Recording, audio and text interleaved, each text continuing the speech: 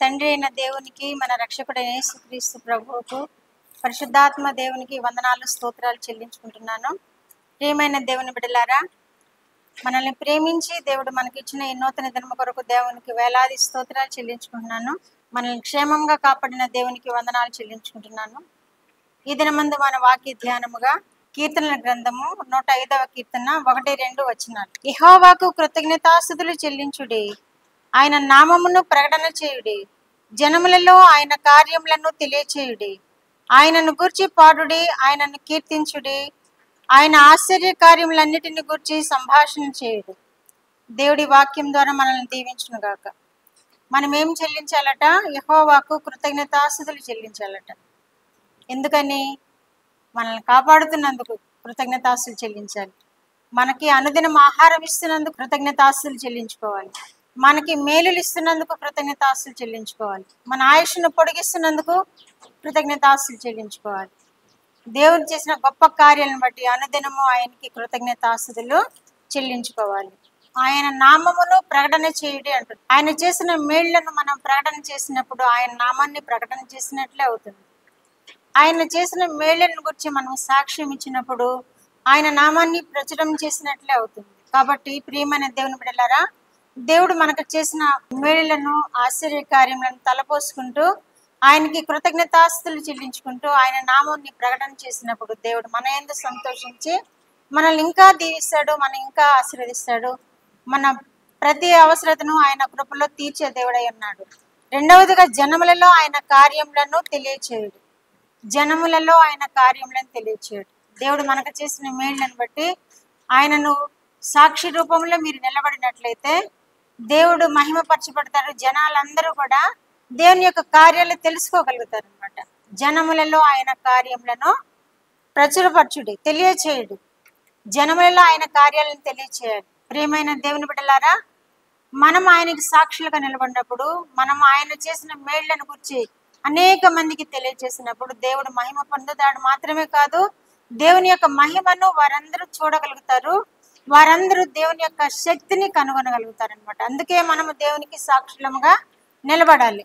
మూడవది ఏంటంటే ఆయనను గూర్చి పాడుడి, ఆయనను కీర్తించుడి. కొంతమంది పాటలు వచ్చినా పాడరు, కొంతమంది పాటలు రాకపోయినా పాపం ప్రయత్నం చేస్తూ ఉంటారు.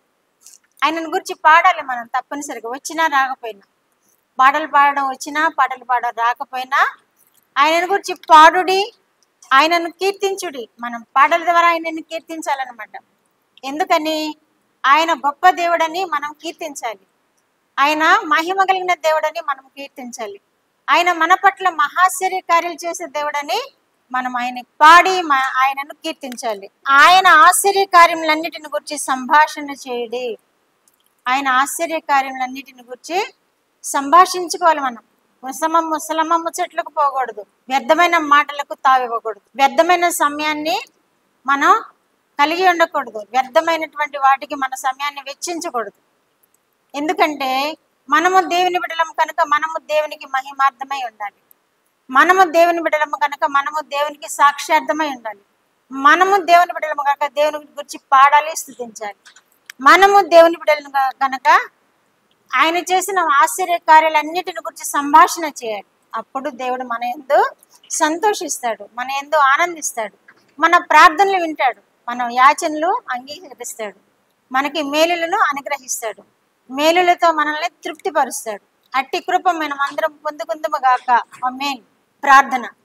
మా దేవా, మా ప్రియ పరలోక ప్రభువా, మీ పరిశుద్ధ పాదములకు వందనాలు, కృతజ్ఞతాస్తులు చెల్లించుకుంటున్నాను నాయనా. మా రక్షకుడైన యేసుక్రీస్తు దేవా, మీకు వందనాలు, స్తోత్రాలు ప్రభువా. పరిశుద్ధాత్మ దేవా, మీకు స్తోత్రాలు ప్రభువా.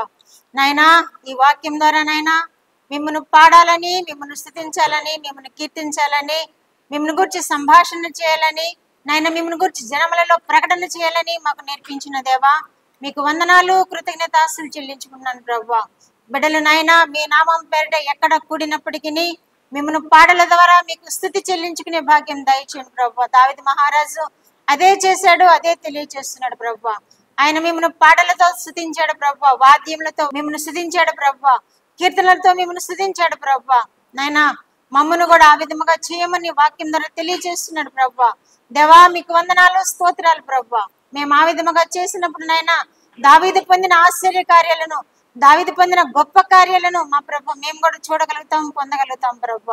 అయ్యా దావీదు ఆశీర్వదింపబడినట్లుగా మేము కూడా ఆశీర్వదింపబడగలుగుతాం ప్రభు. కనుక నాయనా తండ్రి మిమ్మల్ని గురించి సంభాషించడానికి మాకు నేర్పించండి, మిమ్మల్ని గురించి పాడడానికి మాకు నేర్పించండి, జనములలో మిమ్మను ప్రకటన చేయడానికి నేర్పించండి ప్రభు. మీకు వేలాది స్తోత్రములు ప్రభు. దేవా ఈ ఉదయ కాలంలోనైనా వింటున్న బిడ్డలందరినైనా ఈ వాక్యంను ధ్యానించి ఈ వాక్యం ద్వారా మిమ్మల్ని మహిమపరచడానికి, మిమ్మల్ని ఘనపరచడానికి, మిమ్మల్ని పాడడానికి, మిమ్మల్ని స్థుతించడానికి, మిమ్మల్ని గురించి సంభాషణ చేయడానికి, జనములలో మిమ్మల్ని గురించి తెలియజేయడానికి మీ కృప వారికి అనుగ్రహించి నాయన ఇందుని బట్టి వారు సమృద్ధిగా ఆశీర్వదింపబడినట్లు మీరు కృప చూపు దేవుడు అయినందుకు మీకు వందనాలు స్తోత్రాలు చెల్లించుకుంటూ యేసుక్రీస్తు వారి పేరిట ఈ స్తుతి ఆరాధన విజ్ఞాపన మీ బంగారు పాదములెత్తి సమర్పించి వేడుకుంటున్నాను పరమ తండ్రి. ఆమేన్.